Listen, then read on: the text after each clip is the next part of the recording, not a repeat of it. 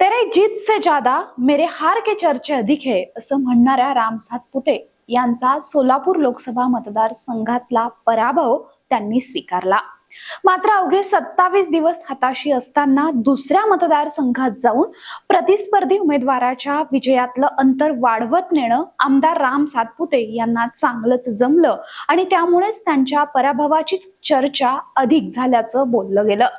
ऊसतोड कामगाराचा मुलगा ते खासदारकीचे उमेदवार हा राम सातपुते यांचा प्रवास मोठा रंजक आहे। मात्र लहानपणापासूनच राष्ट्रीय स्वयंसेवक संघाशी त्यांची नाळ जोडल्या गेली ते आता फडणवीसांच्या अगदी जवळचे समजले जातात। त्यांचा राजकारणातला प्रवास आज आपण समजून घेऊयात। नमस्कार, मी भाग्यश्री आणि आपण पाहताय बखर लाईव्ह।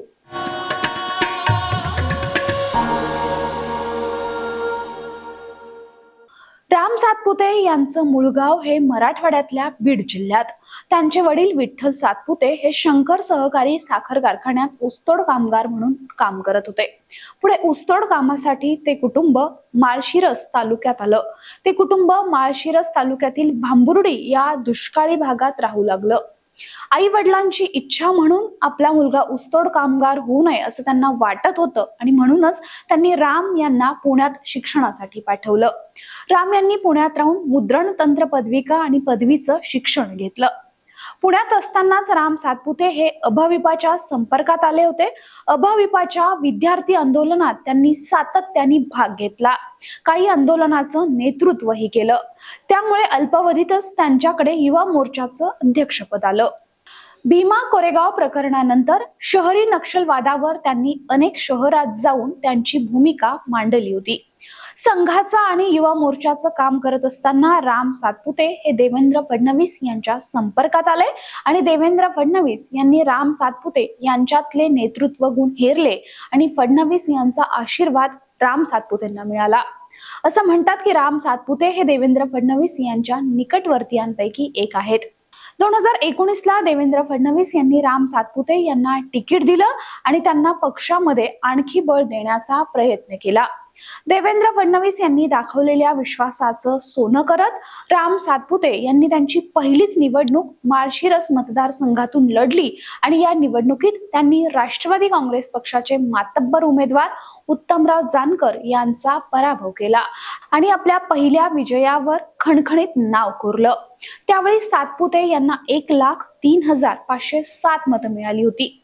उत्तमराव जानकरांचा पराभव केल्यानंतर राम सातपुते यांची जोरदार चर्चा झाली। त्यानंतर महाविकास आघाडीच्या काळात त्यांनी विधिमंडळाच्या पायऱ्यावर अनेकदा सरकार विरोधात आंदोलन केलं आणि त्यावेळी देखील ते चर्चेत आले। 2024च्या लोकसभा निवडणुकीत सोलापूर या नव्या मतदारसंघासाठी त्यांची निवड करण्यात आली। खरं तर त्यांचं नाव जाहीर झाल्यापासून त्यांना अवघे 27 दिवस म्हणजेच उन्हापुरा 1 महिना देखील त्यांच्या हाताशी नव्हता। मात्र या अतिशय कमी कालावधीत त्यांनी समोरच्या उमेदवाराच्या नाकी नवणले। महाविकास आघाडीच्या उमेदवार प्रणिती शिंदे ज्या विधानसभा मतदारसंघाचं प्रतिनिधित्व करतात त्याच मतदारसंघात सातपुते यांना केवळ 796 मतं कमी पडली। काही काळ काँग्रेसचा बालेकिल्ला राहिलेल्या सोलापूर मतदारसंघात केवळ राम सातपुते यांच्यामुळे हिंदू मतं एकगठ्ठा झालेली बघायला मिळाली। सोलापूरमधील वेगवेगळा समाज घटक राम सातपुते यांच्या पाठीशी उभा राहिला।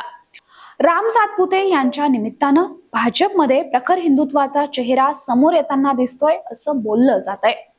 काही प्रमाणावर भाजपच्याच अंतर्गत श्रेयवादाचा फटका देखील सातपुते यांना सोलापुरात बसल्याचं बोललं गेलं। मात्र राजकारणाची कुठलीही पार्श्वभूमी नसणाऱ्या एका सर्वसाधारण कुटुंबातून येत एका नव्या कोऱ्या मतदारसंघात आपल्या नेतृत्वाच्या जोरावर अगदी कमी कालावधीत निवडणूक लढवत 5.5 लाख मतं मिळवणं ही मोठी गोष्ट आहे असं भाजपचे तरुण कार्यकर्ते बोलताना दिसले। त्यामुळे अचानक समोर आलेल्या एका मोठ्या परीक्षेला राम सातपुते लोकसभा निवडणुकीच्या निमित्तानं सामोरे गेले आणि त्यांनी प्रतिस्पर्धी उमेदवार असणाऱ्या प्रणिती शिंदे यांना जबरदस्त टक्कर दिली आणि त्यामुळेच प्रणिती शिंदे यांच्या विजयापेक्षाही राम सातपुते यांच्या पराभवाची चर्चा त्या मतदारसंघात जास्त झाली। हा व्हिडिओ जर आवडला असेल तर लाईक करा, शेअर करा, आमच्या चॅनलला सबस्क्राइब करा। तुमच्या प्रतिक्रिया आमच्यासाठी महत्त्वाच्या आहेत त्यामुळे कमेंट नक्की करा। धन्यवाद।